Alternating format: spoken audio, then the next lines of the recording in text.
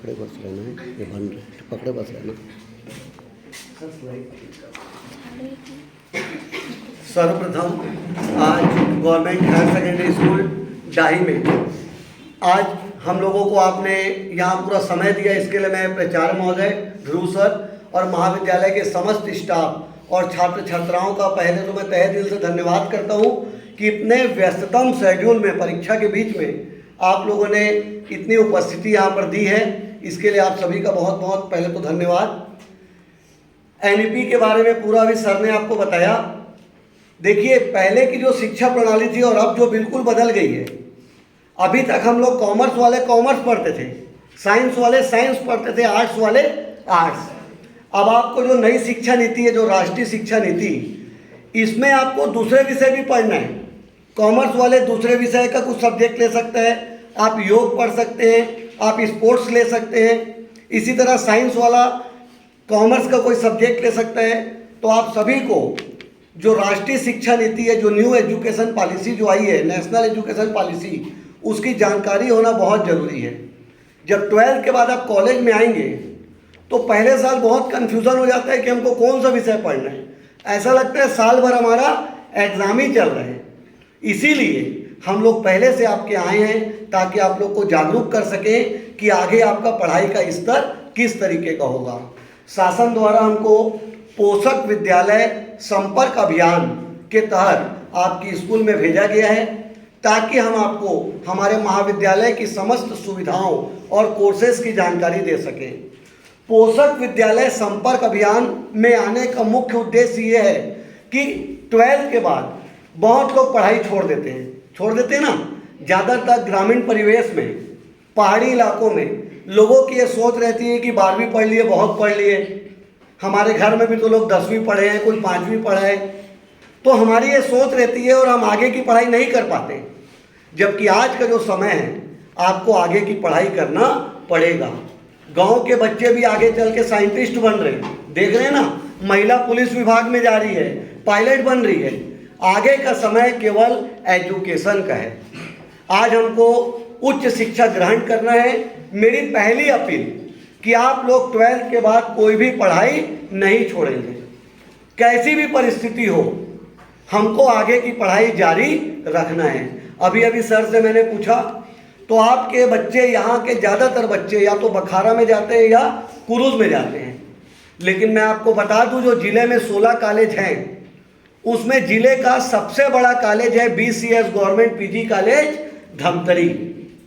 बाबू छोटेलाल श्रीवास्तव शासकीय स्नातकोत्तर महाविद्यालय धमतरी हमारे ज़िले के जो कंडेल गांव के जो प्रसिद्ध स्वतंत्रता संग्राम सेनानी थे, स्वर्गीय बाबू छोटेलाल श्रीवास्तव, उनके नाम पर हमारे महाविद्यालय का नाम पड़ा बाबू छोटेलाल श्रीवास्तव शासकीय स्नातकोत्तर महाविद्यालय Dhamtari.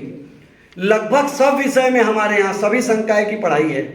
Arts, science, commerce, law, IT सब है। लगभग सब विषय में हमारे यहाँ PG कोर्स है।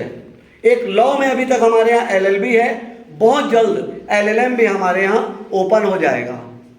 तो हमारा कॉलेज निश्चित रूप से अग्रणी कॉलेज है, लीड कॉलेज है। तो मैं आप लोग से अपील करता हूँ कि एक बार हमारे कॉलेज का विजिट कीजिए और आके हमारे महाविद्यालय की सुविधाओं को देखिए कि हमारे यहाँ आपको क्या क्या फैसिलिटी है। दूरी मायने नहीं रखती।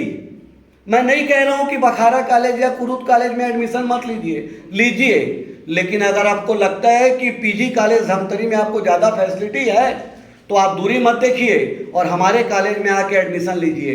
अभी हमारे भारती सर से मैं चर्चा कर रहा था, जब ये स्कूल में पढ़ाते थे, खरेंगा गांव से 35 किलोमीटर यहाँ पर पढ़ाने आते थे, बता रहे थे 35 किलोमीटर साइकिल में 500 रुपये में पढ़ाने यदि सर आ सकते हैं तो आज आप लाखों रुपए आगे कमाएंगे। तो क्या PG कॉलेज में एडमिशन नहीं ले सकते? लेंगे ना, जरूर। तो आप लोग हमारे कॉलेज का विजिट कीजिए। हमारे कॉलेज में पर्याप्त सुविधाएं हैं। लाइब्रेरी बहुत ही सुसज्जित है, ई-लाइब्रेरी की सुविधा है। बैठ के आप वहाँ किताबें पढ़ सकते हैं, बुक्स पढ़ सकते हैं और आप बुक्स इशू करा सकते हैं। आपको बहुत ही शानदार सुसज्जित लाइब्रेरी हमारे महाविद्यालय में मिलेगी। बहुत ही शानदार खेल मैदान हमारे महाविद्यालय में आपको मिलेगा और एक बहुत ही शानदार स्टेडियम हमारे पीजी कॉलेज से लगा हुआ ये स्टेडियम एक बना है, जहां पर आगे चल के बहुत बड़े बड़े मैच आपको देखने के लिए मिलेंगे। बहुत ही समतल मैदान है और शायद धमतरी जिले का सबसे बड़ा और सबसे शानदार स्टेडियम हमारे यहाँ पीजी कॉलेज धमतरी में ही है।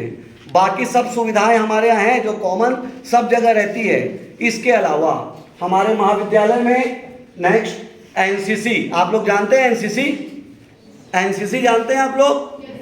तो हमारे यहाँ एनसीसी कैडेट्स हैं, एनसीसी है, आप लोग एनसीसी जरूर लीजिए और आपको उसमें विभिन्न राज्यों का महाविद्यालय की तरफ से प्रतिनिधित्व करने का अवसर मिलेगा।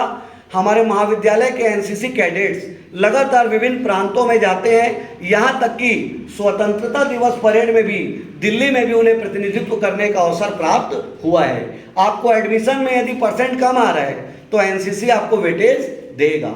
इसके अलावा हमारे महाविद्यालय में एनएसएस राष्ट्रीय सेवा योजना की 2 यूनिट है। आज हर स्टूडेंट एडमिशन लेने के बाद एनसीसी और एनएसएस में एडमिशन लेना चाहता है, लेकिन सीट पर्याप्त नहीं है।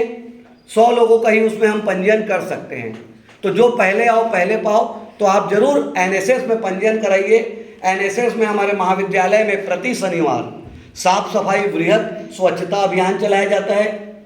हम लोग शहर के ऐतिहासिक स्थल, धार्मिक स्थल, सार्वजनिक स्थल में जाकर सफाई अभियान चलाते हैं। गंगरेल में समय समय पर हमने सफाई अभियान चलाया।